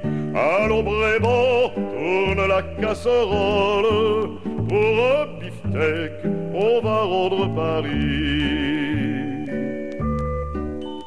Que font à moi l'Alsace et la Lorraine? Dans ces pays, je n'ai ni champ ni bien. Que le Prussien nous les laisse sous les prênes. Je m'en bats l'œil, car je n'y perdrai rien. Plus que Strasbourg, ma table m'intéresse. Metz ne vaut pas une aile de perdrix. Et puis tout ça fait bouder ma maîtresse. Pour un beefsteak, messieurs, rendons Paris. Et puis tout ça fait bouder ma maîtresse. Pour un beefsteak, messieurs, rendons Paris. Allons, c'est dit, Bobonne fait toilette. Au salon bleu, remets les rideaux neufs. Et toi, Manon, va battre l'omelette. Grâce aux Prussiens, nous mangerons des œufs. Je veux demain recevoir à ma table 3 Bavarois et je veux qu'on soit gris. Vive la paix, la patrie est au diable. Pour un beefsteak, on a rendu Paris.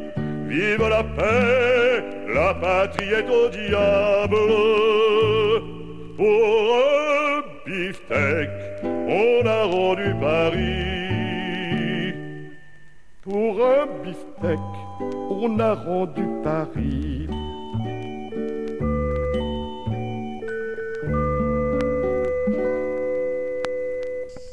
Nous voici de retour après cette deuxième pause musicale. Nous allons évoquer maintenant la figure de Thiers, parce que c'est quand même un personnage central de cet épisode, et puis de son rôle dans l'offensive sur Paris. Pierre ? Oui, d'un mot simplement, je voudrais revenir sur le 18 mars. On a dit tout à l'heure que c'était une date décisive, aussi à cause d'un épisode qui, je crois, a été une des erreurs de la commune.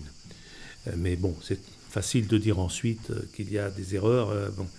Mais je crois que fondamentalement, quand même, si c'est la prise comme otage, puis l'exécution du général Lecomte, qui est fait prisonnier, et aussi du général Clément Thomas. Alors ce Clément Thomas, ça avait été un des artisans de la répression en 1848 contre les révolutionnaires. Donc il y avait un vieux contentieux. Hein. Et certains, parce qu'il ne faut pas oublier que à ce moment-là, à Paris, il y a des gens qui ont vécu les affaires de 48 qui ont été sanglantes. Hein. Vous savez qu'en juin 48, ça annonce ce qui va se passer contre la commune. Il y a eu des massacres. Bon. Et Clément Thomas en était un des responsables. Donc quand il a été identifié, évidemment, il est, si vous me passez l'expression, passé à la casserole. Mais ce que les Parisiens n'avaient pas prévu, c'est que c'était en heure pour Thiers. Parce qu'il va pouvoir mettre en avant ça, vous voyez bien, on a affaire à des barbares, des sanguinaires, des gens qui tuent les otages. Et ça va servir sa propagande. Et ça va servir sa propagande par le biais de la presse, puisqu'il y a le blocus de Paris, je le rappelle, et que du coup, ils peuvent raconter un peu ce qu'ils veulent partout ailleurs en France. Et il ne faut pas sous-estimer le rôle de la presse et du conditionnement dont ont bénéficié, qu'ont utilisé le gouvernement Thiers. Oui. Alors, on voulait parler de Thiers. Bon. Alors, ce Thiers, il est né en 1797, donc c'est pas un perdreau de la dernière année. Hein. À l'époque, déjà, il a une longue carrière derrière lui. C'est un avocat, mais un avocat qui n'a jamais eu beaucoup de succès dans son métier. Il disait lui-même, pour expliquer qu'il n'avait pas vraiment été un avocat très performant, « Je n'ai ni figure ni organe ».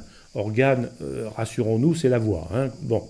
Il faisait 1m55, Thiers. Donc c'était un petit homme, et comme souvent les petits hommes, haineux. Il avait des comptes à régler avec ceux qui étaient plus grands que lui. Bon, j'ai l'air de plaisanter, mais à moitié seulement. Il a eu une carrière donc, qui n'a démarré qu'une fois qu'il est monté à Paris, comme on dit, puisque au départ, il est né à Marseille, il a essayé de faire une carrière d'avocat à Aix, ça n'a pas été très, très réussi, et à Paris, il va se faire une place en tant que journaliste, en tant qu'historien aussi, il ne faut pas lui enlever ça, malgré tout. Il a fait une histoire de la Révolution française en 3 volumes, qui est, ma foi, pas inintéressante. Il a publié ça en 1823-1824, hein, donc c'est quand même déjà ancien. Il a ensuite, entre 1848 et 1862, publié en 20 tomes, s'il vous plaît, une histoire du consulat et de l'Empire, qui est un instrument de travail pas ridicule non plus. Bon. Ça laisse du temps le pouvoir, apparemment. Non, mais ça, il l'a fait alors qu'il n'était plus au pouvoir ou pas encore.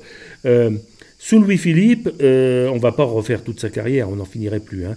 Mais il faut quand même savoir qu'il a appartenu au ministère Soult en tant que ministre de l'Intérieur. Et ça lui a donné des idées pour la suite des événements. C'est déjà lui qui écrasa oui, l'insurrection des Canuts. Des Canuts en 1834, absolument. C'est sur ses ordres.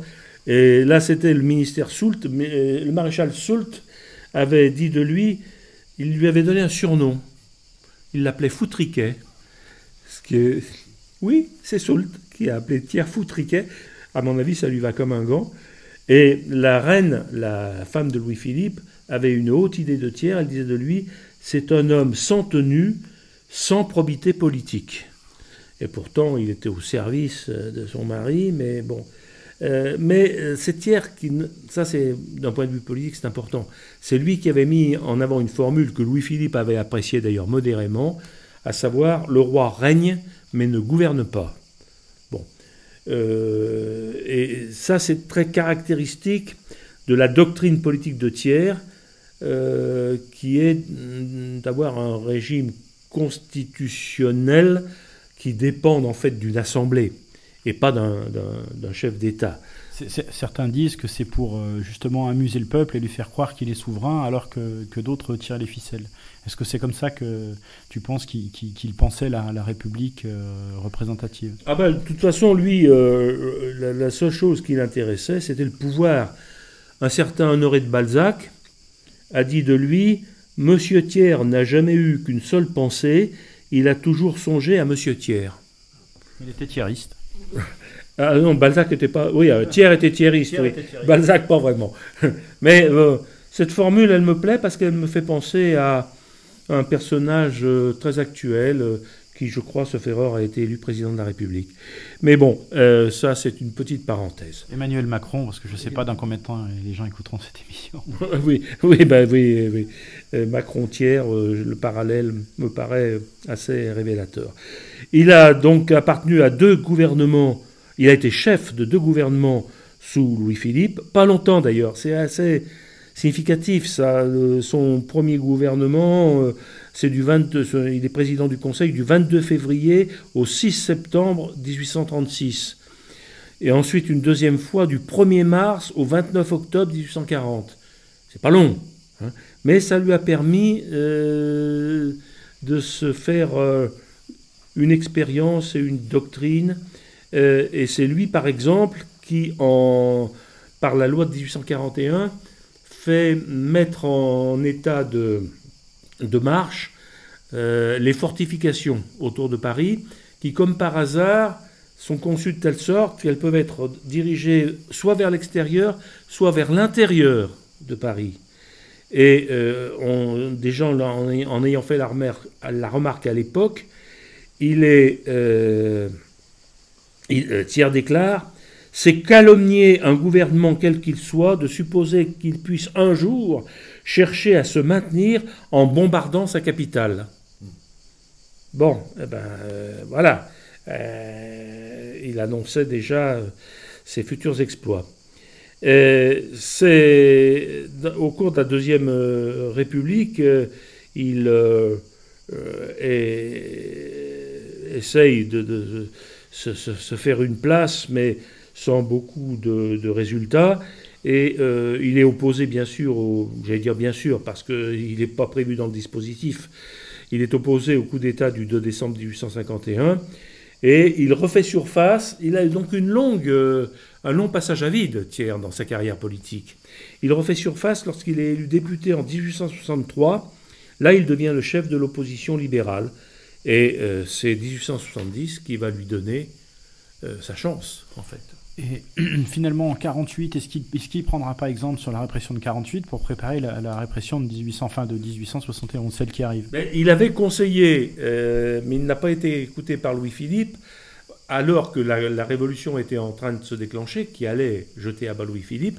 Il avait conseillé à Louis-Philippe d'abandonner Paris, de quitter Paris et de se replier ailleurs pour pouvoir ensuite reprendre Paris par la force. Donc oui, il y a des schémas mentaux, je dirais, qu'il avait en tête dès ce moment-là. Parce qu'effectivement, c'est ce qui va se passer ce fameux 18 mars. Donc Thiers envoie 40 000 soldats pour récupérer les canons. Hein, donc il commence à faire rentrer les troupes dans Paris. Et là, aux surprises, qu'est-ce qui se passe, Pierre? Il se passe que le peuple n'est pas d'accord. Et la troupe. La troupe, mais ce qui est intéressant, c'est que les manifestants font amitié avec la troupe et que la troupe met les crosses en l'air. Et parmi les gens qui jouent un rôle très important ce 18 mars, il y a une certaine Louise Michel. Elle est au premier rang, elle est à Montmartre. Montmartre, c'est son quartier. Hein. Elle va contribuer, avec d'autres bien entendu, à renverser le cours des choses grâce au fait que les troupes refusent de tirer sur le peuple qui veut garder ses canons. Et là, on est quand même dans une proportion importante, puisque sur 40 000 hommes dont disposait Thiers, il y en a plus de 10 000 qui vont changer de camp. Donc c'est là que Thiers retire ses troupes. Oui, parce qu'il sent que une partie des troupes, effectivement, sont soit hésitantes, soit même pas hésitantes du tout, et préfèrent rejoindre les Parisiens, ceux qu'on va appeler bientôt les communeux. Et entre ce 18 mars et le 2 avril, où Troupe lancera à nouveau ses troupes sur Paris pour balayer la commune, il se passe quand même un certain temps. Et d'aucuns disent que Thiers a été voir Bismarck pour lui demander des hommes, et a priori, il a obtenu d'avoir jusqu'à 80 000 hommes en tout. Oui. Alors la formule qui a été trouvée, c'est la libération de prisonniers de guerre, parce qu'il y avait eu, dans la débâcle des armées françaises, il y avait eu un très grand nombre de prisonniers. Ceux qui avaient échappé à la capture, ça a été par exemple l'armée de Bourbaki qui passe en Suisse, et en Suisse elle est désarmée, elle est neutralisée. Donc ces soldats qui sont en réserve, et qui une partie d'entre eux en tout cas, sont des gens qui ont une bonne capacité militaire, ont été bien formés, bien entraînés, sont des gens précieux pour reformer une armée. Donc Bismarck les concède à Thiers, avec évidemment derrière la tête l'idée que tout ça ne peut que lui être utile à lui. Tout ce qui peut diviser les Français est bon à prendre. Alors pour plus qu'il y ait d'informations qui arrivent à la troupe qui se rassemble, Thiers augmentera leur salaire. J'ai trouvé une information qui dit qu'il augmentera leur salaire de 20 centimes à 50 centimes, qui va les consigner pour effectivement éviter qu'ils soient en contact avec de l'information pour raconter ce qui se passe. Et il fera fusiller les déserteurs lors de l'offensive pour bien les tenir. Parce qu'il se dit, il ne faut pas que je les perde, ceux-là. Oui, tout à fait. Alors en face, il y a le problème pour Paris de la garde nationale qu'on a évoqué tout à l'heure. Et la question qui se pose, c'est comment payer la solde, parce qu'on a parlé de la solde des gardes nationales tout à l'heure, comment payer ça, et c'est là qu'on voit quand même chez ceux qui vont devenir les communeux une certaine dose, à mon avis, de naïveté. D'honnêteté aussi, mais de naïveté désarmante parfois. Où trouver de l'argent pour payer la garde nationale? On va s'adresser à ceux qui en ont. On va voir Rothschild. On va emprunter 500 000 francs à Rothschild pour payer la solde des gardes nationaux. Rothschild, c'est la Banque de France? Ah non, Rothschild, c'est Rothschild. Rothschild, c'est la banque Rothschild. Alors, il y a la Banque de France aussi. Alors, j'ai juste pas précisé sur les Rothschild, je fais juste une parenthèse, que c'est eux qui abritent dans leur château de Ferrières Bismarck. Évidemment, parce que les affaires sont les affaires. Et puis, il y a les cousins qui sont aussi en Allemagne. Donc... Oui, la famille, elle est là pour faire en sorte que tout se passe bien. Voilà. Donc Thiers gagne du temps pour récupérer ses troupes, et pendant ce temps-là, qu'est-ce qu'elle fait là? Alors qui sont ces acteurs de la commune, là, ce dernier noyau? Parce qu'on a dit tout à l'heure qu'il y avait beaucoup de monde.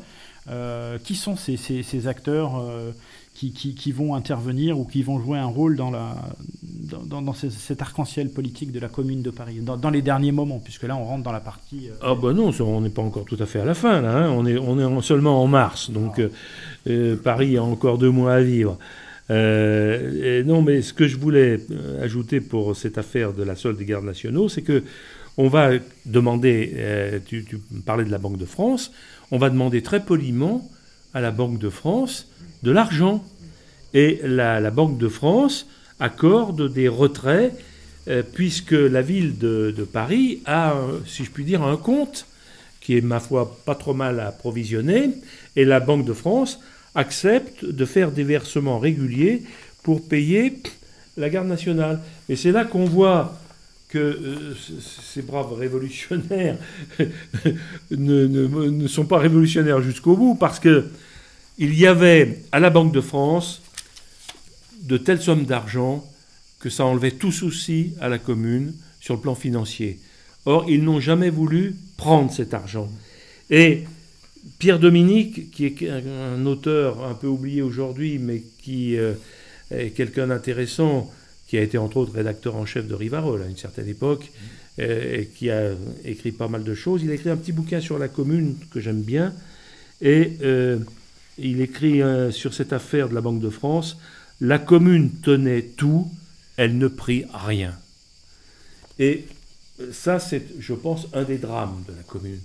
C'est que et c'est là que Blanqui manque, parce que Blanqui, lui, il aurait pris sans problème tout le fric de la Banque de France. Ça leur a été reproché, puisque dans le même temps, l'information que j'ai, c'est que la Banque de France va donner 50 millions à la commune de Paris, enfin en tout cas prêter, et que dans le même temps, elle va en prêter 250 à tiers, pour lui permettre de financer.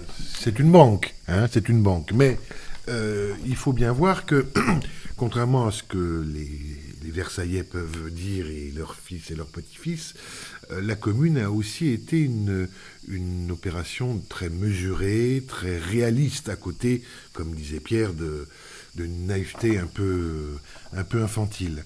Mais pour la Banque de France, le but, ça a été dit par la fameuse commission des finances qui gérait le budget de la ville, pratiquer une politique de rigoureuse économie qui permettra ensuite de contracter des emprunts parfaitement garantis pour donner à la classe ouvrière les instruments de travail qui la mettraient à même de surmonter la concurrence patronale. Donc tout ça, c'était dans un but bien préparé, c'était pas, il n'y avait pas d'affaire de pot de vin au coin, c'était on garantit une institution qui, de toute façon, dont tout le monde a besoin, même la commune. Puisqu'on est dans les affaires... Ces braves gens étaient persuadés que la République, mais la République de leur vœu, la République sociale, avait un avenir. Et qu'il fallait, comme vient de le dire Jean-Paul, ménager, préserver cet avenir. Et donc, tout faire pour apparaître comme des gens mesurés, intelligents, équilibrés, capables de gérer une situation. Et puisqu'on est sur les affaires bancaires, ce second empire sera celui qui lèvera aussi le taux de l'usure, puisque jusqu'à présent le taux de l'usure était limité, et sous le second empire de Napoléon III, on lèvera le taux de l'usure, et donc on va permettre à ceux qui ont du bien de prêter à des taux astronomiques, qui étaient encore préservés un petit peu avant. C'est important de le rappeler, je pense. La Troisième République ne fera pas mieux. La République était belle sous l'Empire, comme a dit un révolutionnaire. Bien. Alors, est-ce qu'on évoque maintenant cet arc-en-ciel politique qui va redemander des élections, ou est-ce qu'on fait une pause musicale? Mais on peut évoquer l'arc-en-ciel politique. L'expression me paraît tout à fait judicieuse. C'est vrai que c'est un arc-en-ciel avec tout ce que ça suppose, c'est-à-dire dans la diversité, dans les oppositions, entre les doctrines, mais aussi entre les personnes. Il ne faut jamais oublier ce facteur, hélas, qui joue à toutes les époques. Et c'est vrai que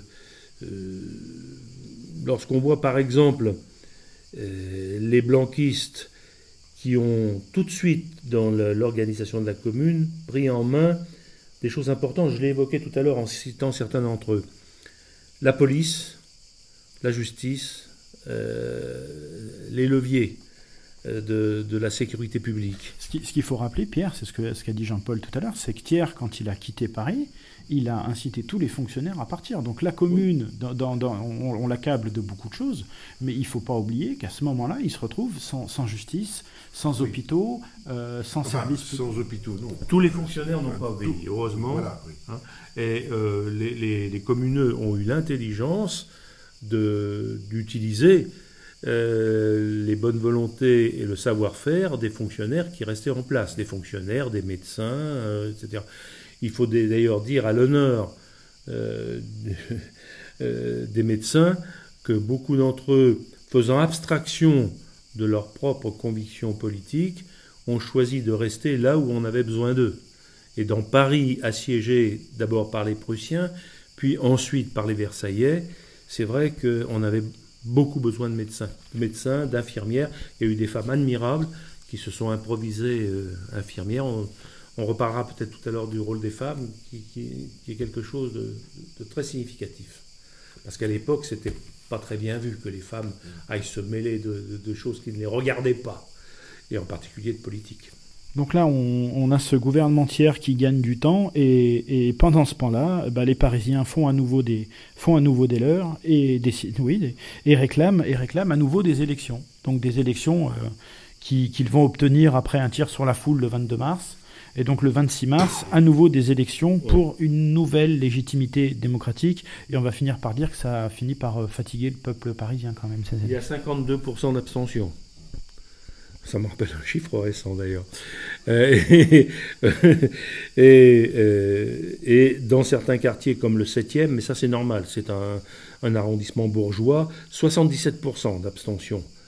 Ne pas oublier quand même, quand on cite ces chiffres, qu'il y a entre 60 000 et 80 000, on ne peut pas être plus précis, malheureusement, mais il y a entre 60 000 et 80 000 Parisiens qui ont quitté Paris. Parce que, tout simplement, ils s'attendent à ce que les choses tournent mal. Ils n'ont pas complètement tort. Et donc, ça peut aussi expliquer, malgré tout, la faiblesse de la participation. Mais la participation est tellement faible que dans certains arrondissements, les sièges ne sont pas pourvus. Sur 92 sièges à pourvoir, il n'y en a que 80 qui sont pourvus. Et sur ces 80 élus, il y a au moins 60 révolutionnaires. Donc ces élections parisiennes montrent que désormais les révolutionnaires tiennent le haut du pavé, sans hésitation. Le 28 mars, d'ailleurs, c'est la proclamation de la Commune. Jusqu'alors, elle n'avait pas été proclamée, place de l'Hôtel de Ville, ça y est, c'est fait. Et Jules Vallès écrit à cette occasion « Quoi qu'il arrive, dussions-nous être de nouveau vaincus et mourir demain, notre génération est consolée. Nous sommes payés de 20 ans de défaite et d'angoisse. Et toi, marmot qui joue aux billes derrière les barricades, tu recueilleras notre héritage, fils des désespérés, tu seras un homme libre. » Alors il y a toute l'emphase, évidemment, de cette époque et de ces circonstances, mais enfin, c'est un texte assez beau. Alors, je reviens du coup à cet arc-en-ciel politique qu'on a un petit peu mis de côté. Une grande majorité de jacobins, tu disais tout à l'heure, c'est peut-être un des faits importants aussi de cette commune, des blanquistes, il y a tout, des révolutionnaires, et y compris des artistes, comme Jean-Baptiste Clément. Ah oui, il y a un certain Courbet. Courbet surtout, oui. Ah oui, c'est pas tout à fait rien. Courbet, oui, le peintre. Courbet. Il y a Jean-Baptiste Clément, il y a Potier, qui deviendra célèbre, mais plus tard, en faisant l'international, mais bien après la Commune. Oui, non, c'est très composite. Hein. Et en ce qui concerne l'éventail politique, voyez, si on veut faire un travail d'historien, on a souvent un peu de mal à identifier précisément l'appartenance politique, stricto sensu, de tel ou tel personnage. Les grands meneurs, on les connaît, on les identifie. On sait bien qu'un des blanquistes, comme Ferré-Lay et d'autres. Mais il y en a d'autres, Delescluze par exemple, et Jacobin, lui.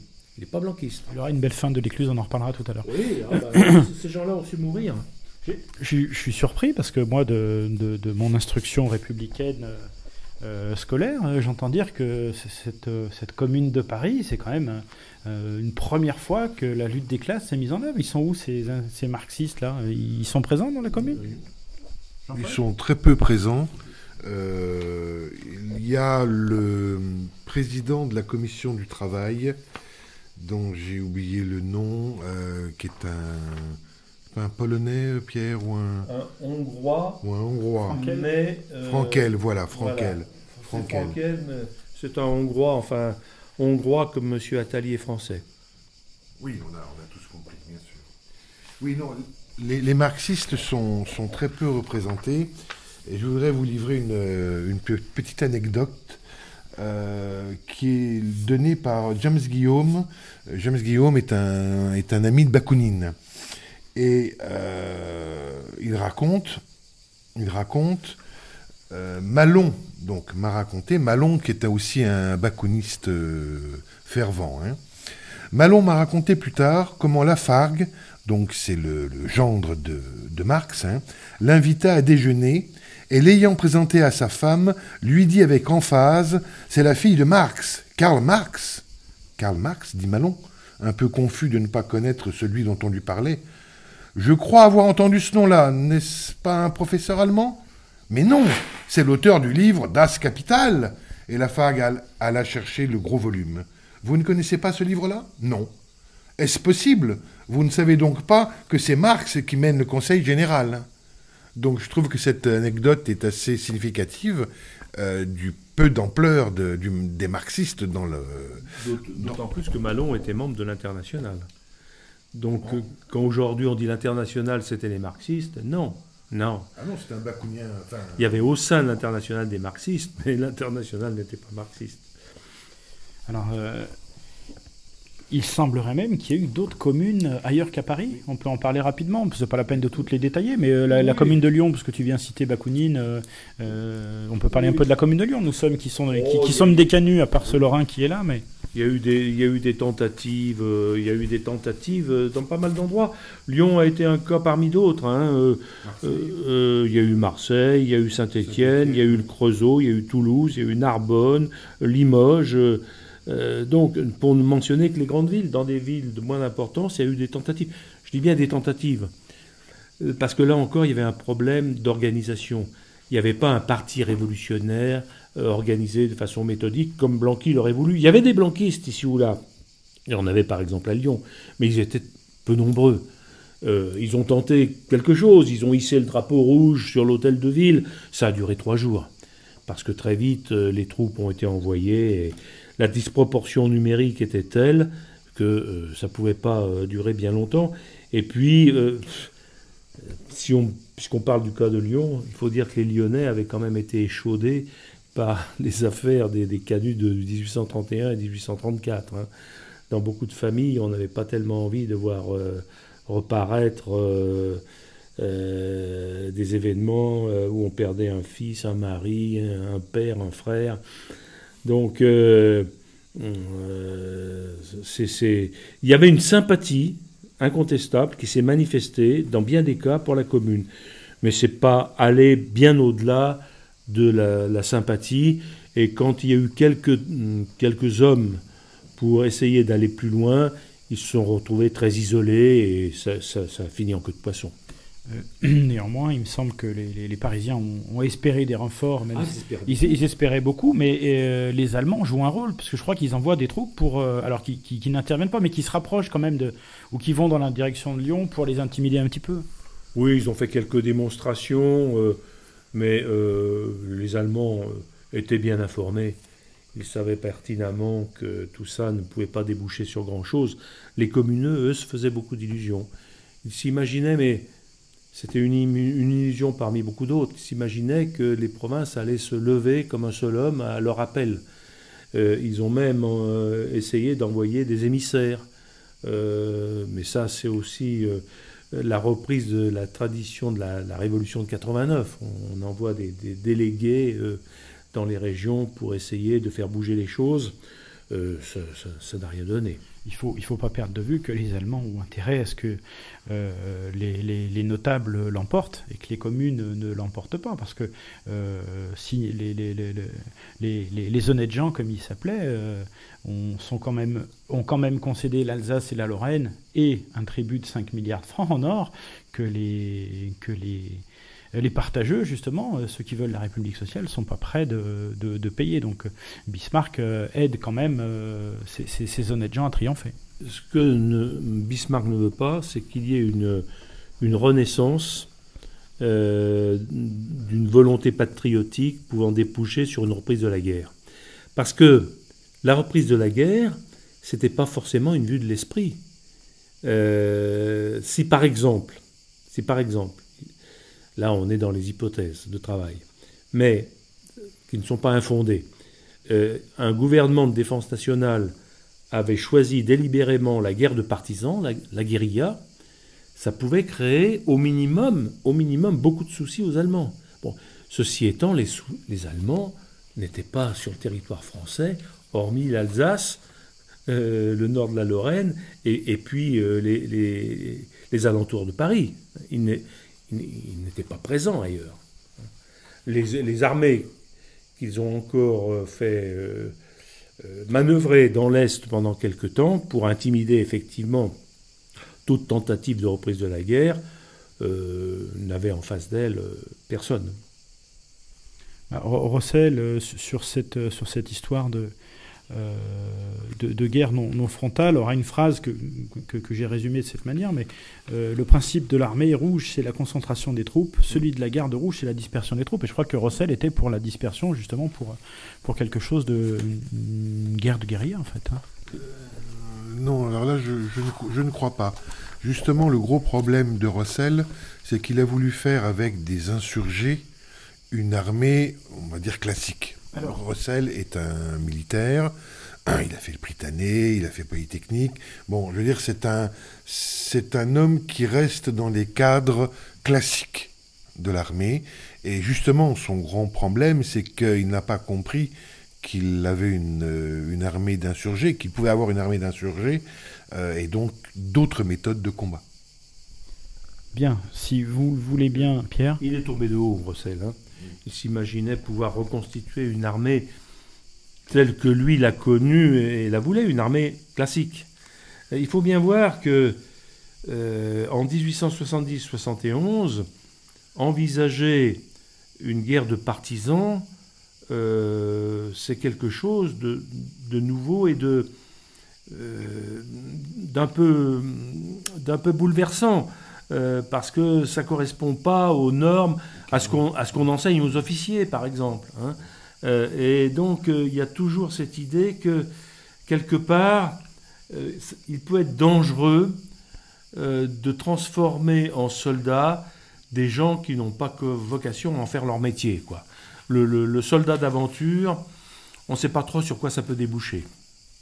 Et ça, c'est une préoccupation qui existe dans à peu près tous les milieux politiques, sauf certains comme les blanquistes. Les blanquistes, alors, la guerre révolutionnaire, tout de suite, quand on veut. Bien.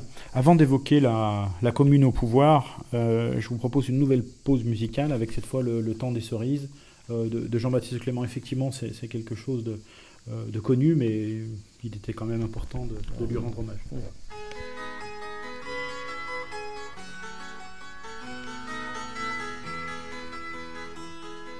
Quand nous en serons au temps des cerises, et guerre, rossignol et merle moqueur seront tous en fête. Les belles auront la folie en tête, et les amoureux du soleil au cœur. Quand nous en serons au temps des cerises, sifflera bien mieux le merle moqueur. Mais il est bien court le temps des cerises, où l'on s'en va de cueillir en rêvant des pendants d'oreilles. Cerises d'amour aux robes pareilles, tombant sous la feuille en gouttes de sang. Mais il est bien court le temps des cerises, pendant de corail qu'on cueille en rêvant. Quand vous en serez au temps des cerises, si vous avez peur des chagrins d'amour, évitez les belles. Moi qui ne crains pas les peines cruelles, je ne vivrai pas sans souffrir un jour. Quand vous en serez au temps des cerises, vous aurez aussi des chagrins d'amour.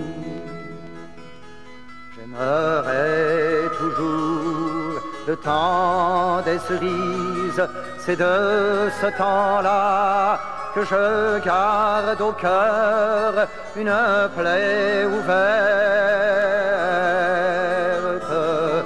Et dame fortune en m'étant offerte ne pourra jamais calmer ma douleur. J'aimerais toujours le temps des cerises et le souvenir que je garde au